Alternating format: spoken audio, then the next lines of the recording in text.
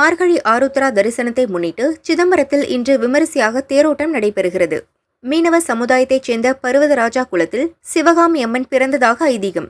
அதனை நினைவு கூறும் விதமாக தேர் திருவிழாவிற்கு மீனவ சமுதாய மக்கள் சீர் செய்து மகிழ்வர். இந்த ஆண்டும் மேலதாளம் முழங்க விமரிசையாக சீர்வரிசை கொண்டு வந்தனர்.